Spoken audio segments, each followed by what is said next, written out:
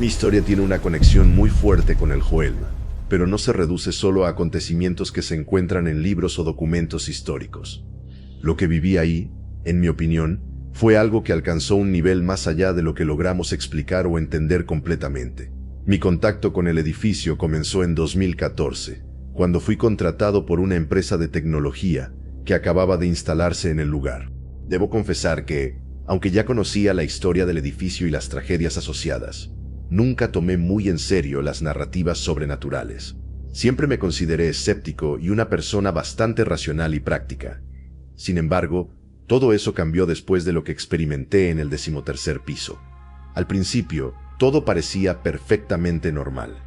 El edificio había pasado por una reforma y modernización. Recepcionistas atentas, ascensores rápidos y pasillos bien iluminados. Aún así, no tardé en percibir que había algo raro en el ambiente. Era difícil ponerlo en palabras, pero el aire parecía más pesado, como si existiera una sensación constante de ser observado. El primer episodio extraño ocurrió un viernes por la noche. Mi equipo y yo nos quedamos hasta tarde para terminar un proyecto. Alrededor de las 22 horas, solo quedábamos yo y un compañero llamado Eduardo en la oficina. El silencio era total, roto solo por el ruido del aire acondicionado. De repente, un sonido bajo llamó mi atención, un susurro que venía del pasillo. Primero pensé que era cosa de mi imaginación, pero Eduardo también lo escuchó. ¿Escuchaste eso?, pregunté. Sí, parece alguien hablando, respondió.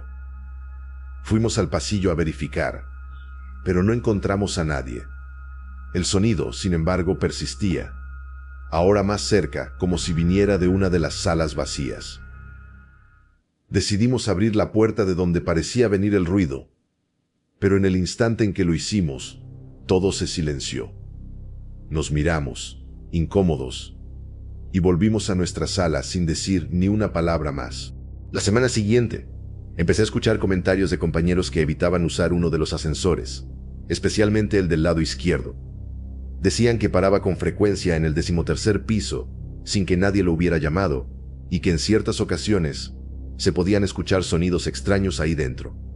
Una tarde fui el último en salir de la oficina, y, sin darme cuenta, entré justamente en ese ascensor. Apenas se cerraron las puertas, un escalofrío intenso recorrió mi cuerpo. Miré el panel y vi que, aunque había apretado el botón de la planta baja, el ascensor estaba subiendo. Cuando las puertas se abrieron en el 13º piso, me quedé paralizado. El piso estaba desierto, pero el aire parecía denso, cargado de una energía difícil de describir. Entonces escuché un grito ahogado que venía del fondo del pasillo. En pánico, apreté varias veces el botón para cerrar las puertas, pero no obedecían. Solo después de que el grito paró, el ascensor comenzó a bajar.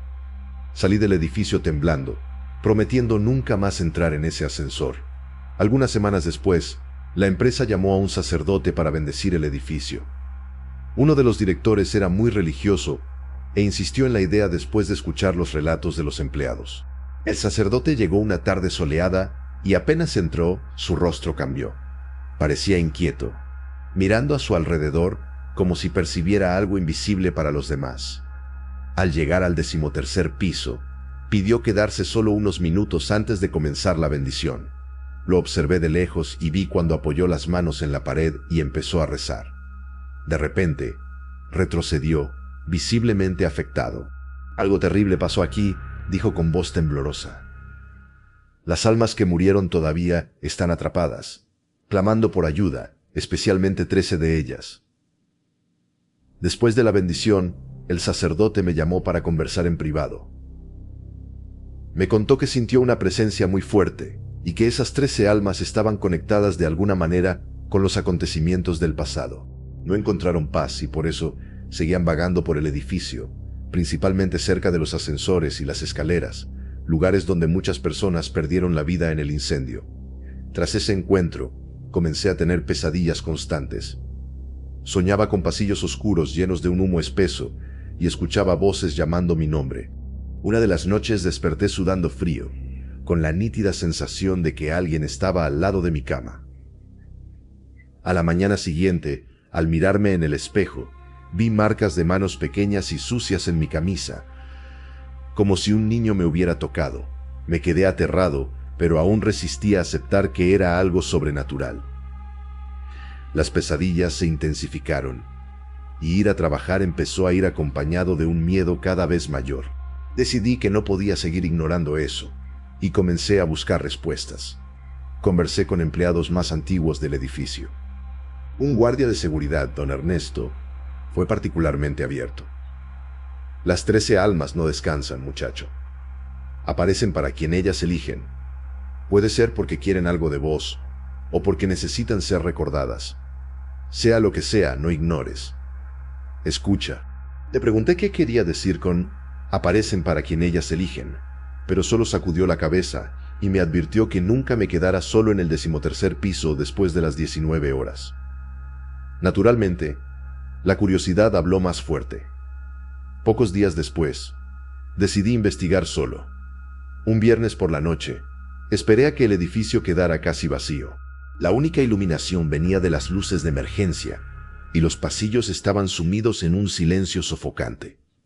Con la linterna del celular en la mano, subí al 13º piso y comencé a caminar despacio. Al principio todo parecía normal, a pesar de la sensación insoportable de ser observado. De repente, la temperatura bajó drásticamente. El aire se puso tan frío que podía ver mi propio aliento, como si estuviera en pleno invierno. Después escuché pasos lentos y pesados, resonando en el pasillo desierto. La linterna empezó a parpadear y, por un segundo, juré haber visto una sombra moviéndose de una sala a otra. Mi respiración se aceleró y un instinto me gritaba que huyera, pero algo me mantuvo ahí. Fue cuando escuché las voces. «Ayúdanos», susurró una voz femenina, seguida por otra más ronca. «No nos dejan ir». El sonido parecía venir de todos lados al mismo tiempo. A continuación, las puertas de las salas empezaron a golpear una tras otra, como si algo invisible estuviera pasando por ellas. Mi corazón casi se detuvo cuando miré al final del pasillo y vi lo que parecía ser un grupo de personas paradas, envueltas en una niebla densa. No eran totalmente sólidas, pero tampoco simples sombras. Cada figura transmitía dolor y desesperación. Sus rostros eran indistintos, pero yo sentía la fuerza de sus miradas, como si imploraran. Entonces una de las figuras avanzó. Una mujer vestida con un vestido sencillo y quemado, con la tela todavía soltando humo. «No fue nuestra culpa», dijo con la voz quebrada y llena de angustia. Antes de que pudiera reaccionar, una ola de calor me envolvió y la escena cambió. Por un instante, ya no estaba en el pasillo vacío del Joelma. Estaba en un espacio lleno de llamas y humo. La gente corría en pánico mientras el fuego devoraba todo. Sentí mi piel quemándose, mis pulmones asfixiándose con el humo, y lo único que existía era el dolor. Cuando la visión terminó, estaba de rodillas en el pasillo, solo. El silencio volvió, pero la sensación de presencia permaneció. Con dificultad, me levanté y bajé corriendo por las escaleras, jurando no volver nunca más. Después de esa noche, pedí la renuncia y me mudé a otra ciudad. Las pesadillas continuaron por un tiempo, pero poco a poco fueron disminuyendo. Siempre que recuerdo esa experiencia, pienso en las 13 almas y en el sufrimiento que cargan. No sé si lo que viví fue real o solo producto de mi mente influenciada por la sugestión, pero algo en mí cambió para siempre. Hasta hoy evito pasar cerca del edificio Joelma, pero rezo con frecuencia por esas almas, con la esperanza de que algún día encuentren paz. Quizás contar esta historia pueda, de alguna forma, ayudarlas a ser recordadas y, quién sabe, liberadas de su sufrimiento eterno. Si hay una lección que saqué de todo esto, es que ciertos lugares llevan energías que superan nuestra comprensión. El Joelma es uno de esos lugares, y sus historias y sus almas siguen vivas, esperando que alguien las escuche.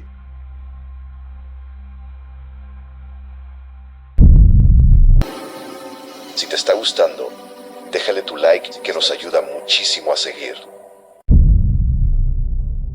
Siempre fui escéptico respecto a todo lo que involucra lo sobrenatural, pero mi vida dio un vuelco total después de una única noche dentro del edificio Joelma. Soy técnico de sonido y hace años trabajo con equipos de investigación paranormal. Ya participé en varias exploraciones en hospitales abandonados, residencias supuestamente embrujadas y cementerios olvidados, pero nada me preparó para lo que enfrenté en ese edificio. La invitación vino de un grupo de investigadores bastante conocidos que planeaban pasar toda la noche en el Joelma con el objetivo de registrar fenómenos paranormales. Lograron permiso para quedarse en el lugar después del horario comercial, algo muy poco común debido a las historias perturbadoras asociadas al edificio. A pesar de mis reservas, terminé aceptando, convencido de que sería solo otra oportunidad para demostrar que lo sobrenatural no es más que creencias infundadas. Poco sabía que esa decisión cambiaría mi existencia para siempre. Llegamos al Joelma al final de la tarde. Aunque reformado, el edificio aún transmite un peso difícil de explicar. Con cada paso hacia la entrada, sentía como si algo aumentara la presión sobre mis hombros, casi como si el lugar me desafiara a continuar. Mientras los investigadores instalaban los equipos, me concentré en posicionar micrófonos y grabadoras. El plan era simple: pasar la noche en el edificio, con enfoque especial en los pisos superiores, donde el incendio causó más destrucción, y en el subsuelo, famoso por leyendas y rumores. Cuando el sol se puso, el edificio pareció adquirir otra dimensión. El silencio era inquietante, roto solo por el zumbido bajo de los aparatos electrónicos y por el eco de nuestros propios pasos en los corredores desiertos. Alrededor de las 22 horas, comenzamos la exploración. En el piso 15, lugar donde muchas vidas se perdieron durante el incendio, uno de los investigadores colocó una grabadora EVP, Electronic Voice Phenomena, sobre una mesa. Quedamos en silencio total por algunos minutos. Y fue entonces cuando escuché por primera vez algo inolvidable. Un sonido bajo y distante, parecido con un llanto contenido, resonó por el corredor. Miré a los demás, pensando que era una broma, pero todos estaban tan perplejos como yo. Reproducimos el audio en el momento y la grabadora había captado con claridad una voz femenina susurrando algo que parecía: «Por favor, ayúdame». Mi corazón se aceleró. Hasta entonces, siempre encontraba justificaciones racionales para ruidos y sonidos captados. Esta vez era diferente. El tono, la nitidez, imposible ignorarlo.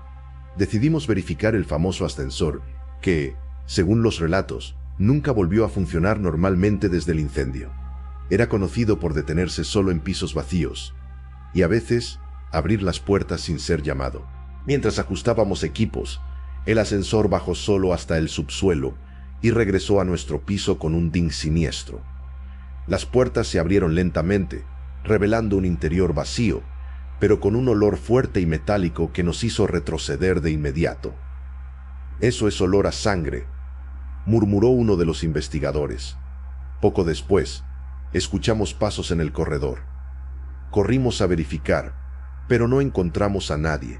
Poco después de la medianoche, decidimos bajar al subsuelo, donde ocurrió el famoso crimen del pozo en la década de 1940. Muchos creen que el lugar carga una energía pesada por causa de esa tragedia, y los relatos de manifestaciones son constantes. Al llegar allí, la atmósfera parecía aún más opresiva. El aire estaba más frío y olía a moho. Uno de los miembros del grupo, que se consideraba sensible a energías espirituales, comenzó a sentirse mal, diciendo que sentía una presión fuerte en el pecho. Posicionamos los equipos y nos sentamos en círculo cerca del punto donde el pozo fue sellado. En pocos minutos, registramos una secuencia de ruidos extraños, rasguños, chasquidos e incluso una risa baja y ronca. Entonces vino algo que me hizo dudar de todo. Una sombra alta, con contorno humano, pasó lentamente por detrás de uno de los investigadores. La figura era demasiado oscura para ser mera ilusión de luz, y el movimiento parecía intencional, casi provocador. Alrededor de las 3 de la mañana, el ambiente se volvió insoportablemente cargado. Una de las grabadoras captó una serie de voces ahogadas, como si varias personas conversaran al mismo tiempo. Las cámaras comenzaron a presentar fallas, mostrando imágenes distorsionadas. Fue en ese momento que sentimos toques leves y helados en nuestros brazos y cuellos, como si manos invisibles nos rodearan. El investigador más joven entró en pánico y gritó que necesitaba salir de allí inmediatamente. Decidimos interrumpir la exploración en ese instante, pero mientras subíamos las escaleras, escuché claramente mi nombre siendo llamado en un susurro. Miré hacia atrás, pero no había nadie. Al día siguiente, revisamos todo el material grabado durante la noche. Además de las voces y sonidos sin explicación, una de las cámaras en el subsuelo registró una imagen aterradora. Una figura femenina, con ropas antiguas y expresión de desesperación absoluta, mirando directamente a la lente. Desde esa noche en el Joelma, no consigo dormir sin revivir los sonidos, las voces y esa sombra. El edificio no es solo un lugar embrujado, es una conexión entre el pasado y algo que aún permanece, a la espera, observando. Si me preguntan si volvería al Joelma, mi respuesta es directa: jamás.